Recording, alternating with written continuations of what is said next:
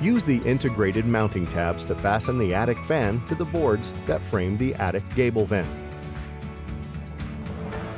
Drill 3 screws into each of the pre-cut holes on the 4 mounting tabs.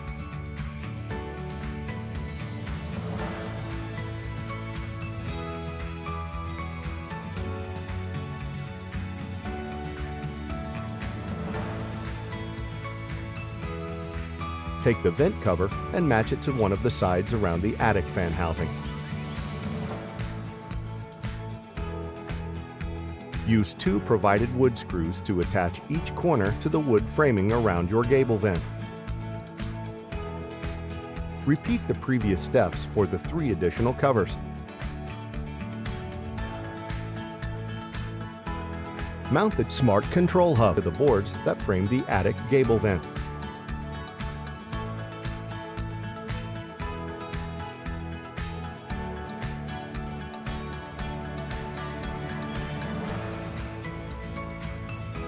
Plug the Pro Attic gable fan into a nearby outlet.